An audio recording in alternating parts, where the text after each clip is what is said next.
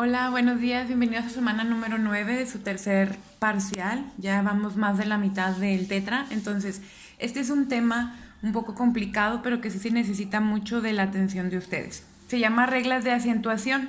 Lo vamos a dividir en las sílabas, los tipos de acentos que existen y la clasificación de palabras. Muy bien, para poder empezar, las sílabas es toda aquella letra o conjunto de letras que se pronuncian en una sola emisión. Por ejemplo, si yo tengo aquí la palabra mamá, entonces, ¿cómo la separo en sílabas? Ma.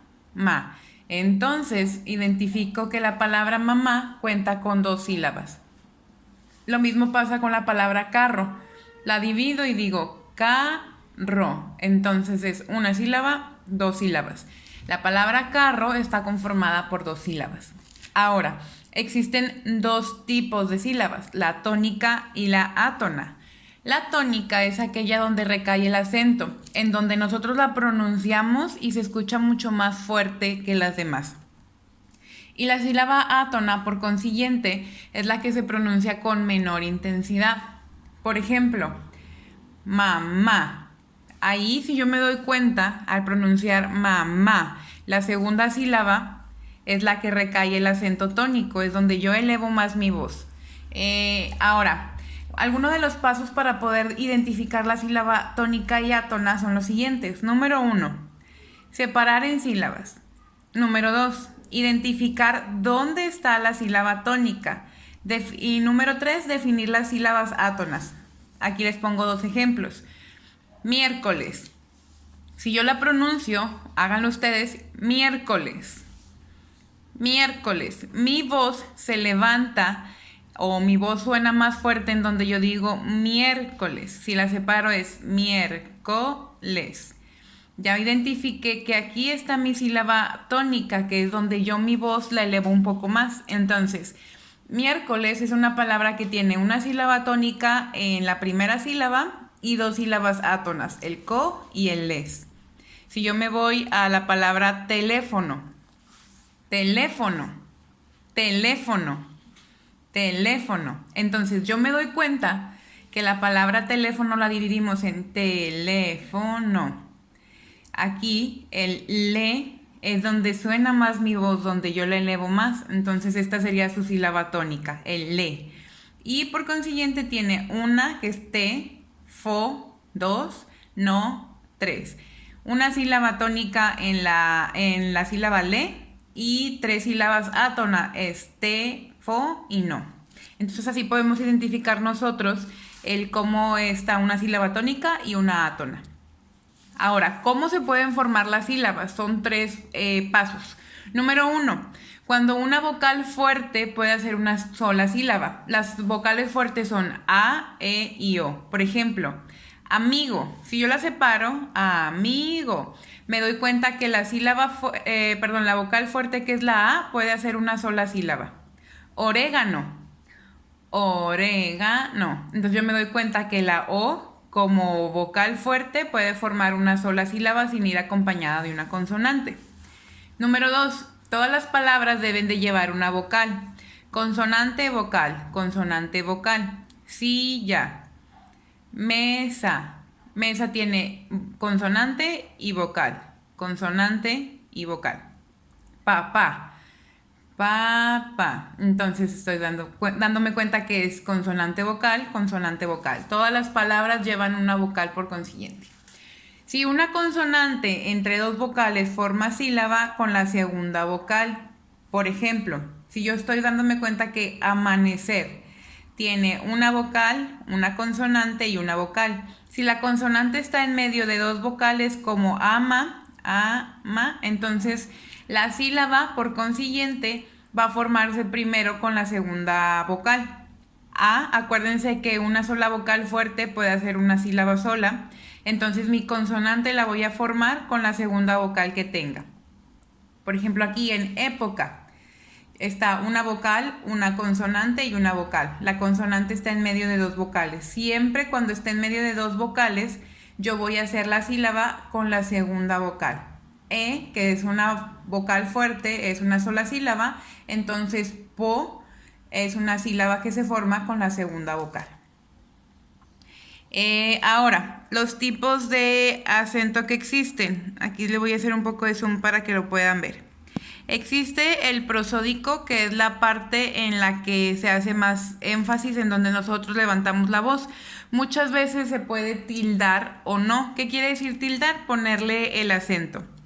Lo fonético. Cuando hablamos de fonético, quiere decir que solo mi voz identifica que se elevó un poco más en una palabra, pero no le voy a poner acento porque nada más la estoy pronunciando, no la estoy escribiendo. Y la sílaba tónica, como ya habíamos visto, es donde recae el acento, el prosódico, que en este caso es donde estamos haciendo más énfasis. El diacrítico es la diferencia entre las palabras que se escriben igual, pero tienen significado diferente. Ahorita lo vamos a explicar. Y el diacrítico enfático es aquello que marca el tono interrogativo o exclamativo, que también ahorita se los explico. Cuando vamos a los ejemplos del acento diacrítico, aquí les puse unos.